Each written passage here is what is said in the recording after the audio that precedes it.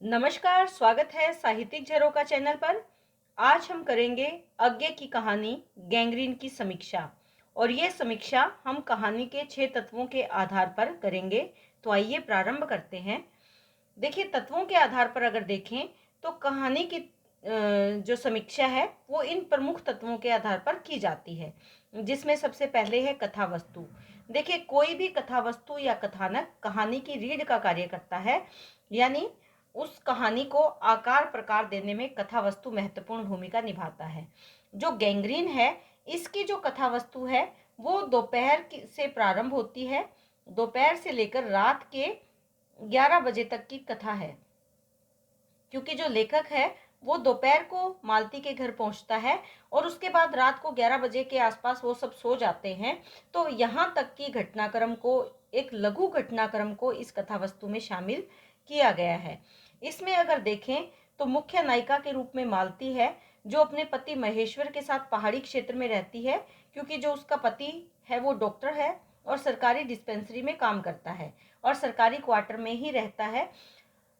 लेखक लगभग 4 साल बाद मालती से मिलता है, लेकिन मालती का जीवन निराशा से भरा देखकर लेखक उसके बारे में काफ़ी चिंतित होता है, क्योंकि मालती बचपन में काफ़ी नटखट लड़की के रूप में थी, परंतु विवाह के पश्चात अचानक से उसके जीवन में इतना बदलाव कैसे आया, ये विचार लेखक के मन में बार बार उत्पन्न होता है। अब उसका जीवन निराशा से भरा हुआ है। उसका पुत्र है टीटी, जिसके प्रति भी उसके ऐसे लगता है कि ममत्व का जो भाव होता है वो समाप्त हो गया है। इसी घटनाक्रम को इस कथा वस्तु में शामिल किया गया है। और जो मालती है, उसका जो पूरे दिन का कार्य है वो सुबह 4 बजे से शुरू होकर रात के 11 बजे तक बिल्कुल यंत्रवत चलता है। जैसे एक मशीन अपने समय के साथ चलती है, वैसे ही मालती और महेश्वर का जीवन भी चल रहा है। तो इस तरह कथानक या कथा वस्तु की दृष्टि से देखें तो ये एक लघु कथानक कहा जा सकता है, लेकिन एक सफल कहानी को अगर देखें तो उसके लिए लघु कथानक की ही आवश्यकता होती है। तो उसके अनुसार या कथानक के अनुसार देखें तो ये एक सफल कहानी या सफल कथा वस्तु माना जा सकता है।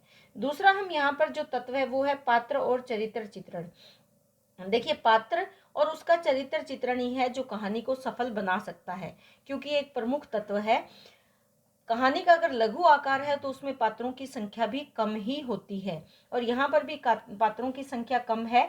एक तो लेखक स्वयं है, लेखक क्योंकि वो कहानी लिखने वाला है और एक पात्र के रूप में इस कहानी में शामिल है। इसके साथ साथ जो मुख्य पात्र है उसमें मालती और महेश्वर है। मालती और महेश्वर ये मुख्य पात्र के रूप में है, और इनका जो बेटा है वो है टीटी। टीटी इनका पुत्र है, महेश्वर और मालती का। तो ये इस कहानी के मुख्य पात्र हैं, जिनके माध्यम से ये घटनाक्रम या कहानी आगे बढ़ती है। और मुख्य तौर पर ये मालती के जीवन पर आधारित घटनाक्रम है।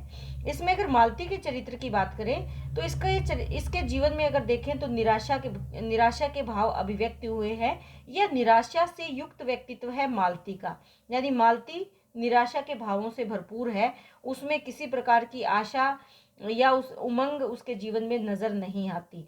दूसरा, टीटी के प्रति जो ममता का भाव होना चाहिए था, एक मां का जैसा व्यक्तित्व होना चाहिए था, वो भी मालती में नहीं है। ऐसे लगता है कि टीटी के प्रति जो उसके कर्तव्य हैं वो केवल औपचारिकता बनकर रह गए हैं। और स्पष्टवादी नारी है मालती। जैसे घर में माहौल है, लेखक को बताने में बिल्कुल संकोच नहीं करती। जैसा भी घर में माहौल है, उसके जीवन में जो घटनाक्रम चल रहा है, वो निसंकोच भाव से, स्पष्ट भाव से लेखक के सामने उसको अभिव्यक्त करती है। दूसरा, अगर देखें तो पढ़ने के प्रति अरुचि का भाव था, क्योंकि जब बचपन में उसको पढ़ने का मौका मिला था तो वो उस चीज़ से भागती थी, दूर भागती थी। स्कूल से दूर चले जाना, स्कूल से भाग जाना, किताबों का फाड़ देना, यानी ये सब काम मालती के लिए बहुत उसको आनंद देता था।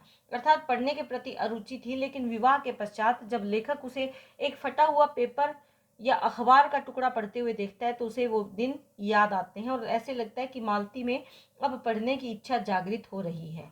उसके बाद अगर महेश्वर की बात करें तो महेश्वर एक सेवाभावी डॉक्टर है, यानी डॉक्टर का उसका पेशा है जिसके प्रति वो पूर्ण रूप से समर्पित है। सुबह जल्दी अपनी डिस्पेंसरी में जाना, गैंग्रीन के मरीजों की देखभाल करना और फिर दोपहर में भोजन करने के पश्चात फिर से डिस्पेंसरी में चले जाना, यानी वो एक सेवा भाव से भरपूर डॉक्टर है।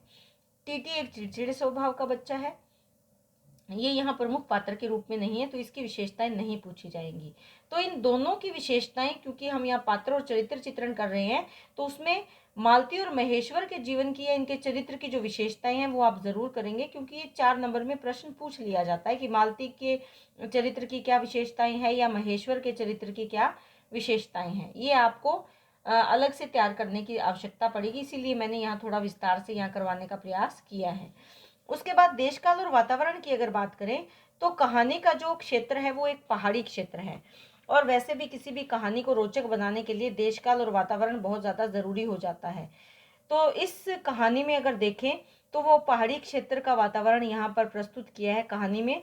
क्यों है? क्योंकि महेश्वर एक पहाड़ी क्षेत्र में गांव की किसी डिस्पेंसरी में काम करता है, और वहाँ से बाजार का जो फासला है वो लगभग 18 मील पैदल चलने के बाद बाजार आता है।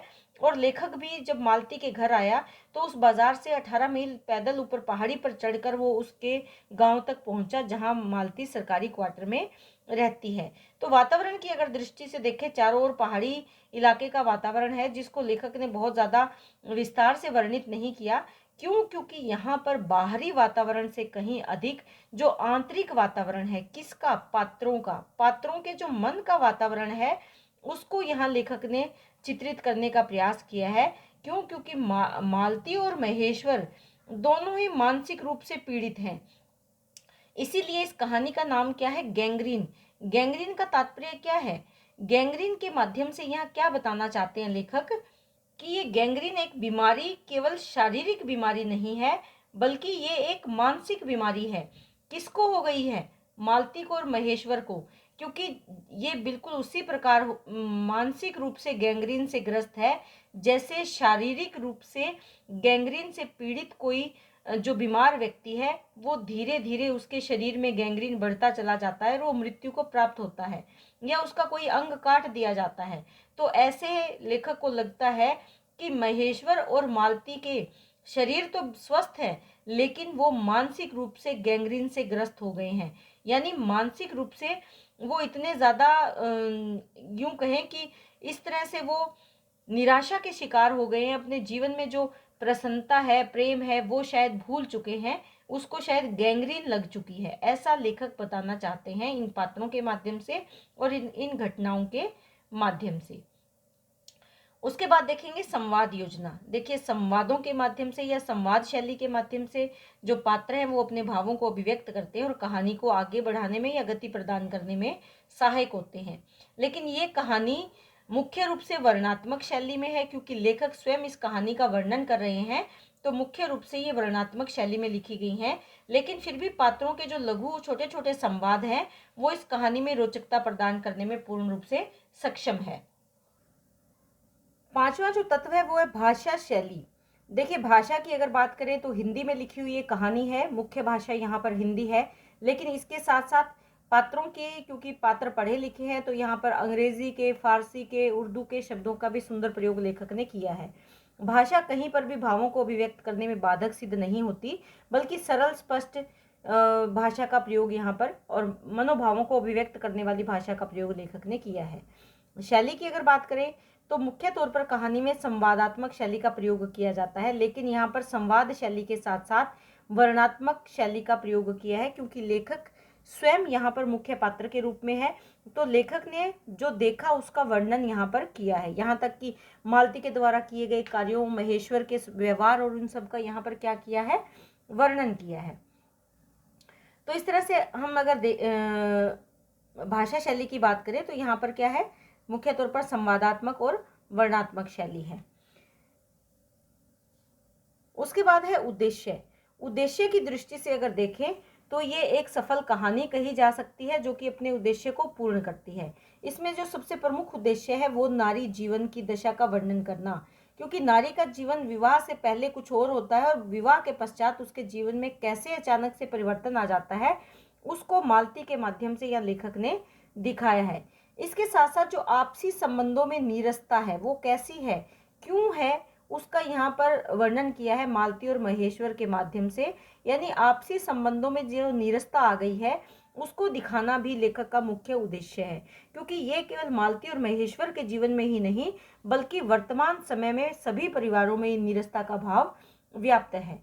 इसके साथ साथ सरकारी व्यवस्था पर व्यंग्य करना भी कवि का उद्देश्य है, क्योंकि सरकारी व्यवस्था पर व्यंग्य किसके माध्यम से किया है कि गैंग्रीन के मरीज तो बहुत सारे हैं लेकिन सरकार की तरफ से उनको कोई सुविधाएं नहीं दी जा रही। महेश्वर है जो छोटी सी डिस्पेंसरी में उनका इलाज कर रहा है। उसके बाद एक उद्देश्य ये भी हो सकता है कि जो गैंग्रीन की बीमारी है वो कितनी भयंकर है, कैसे लोगों की जो जान है उसके कारण जा रही है या अपने अंगों को उन्हें खोना पड़ रहा है। यानी गैंग्रीन बीमारी की भयंकरता को भी यहाँ उद्देश्य के रूप में लिया गया है।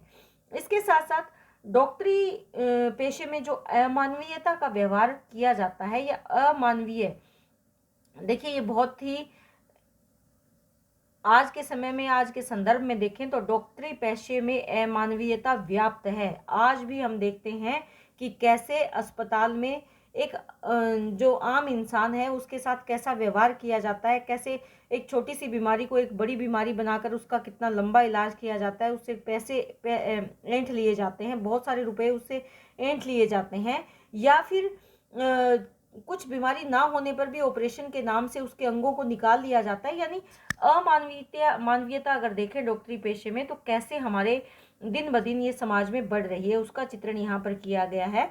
इसके साथ साथ जो कुंठा है, निराशा है मानव जीवन में, उसको भी यहाँ अभिव्यक्त किया गया है। तो ये यहाँ पर मुख्य उद्देश्य थे।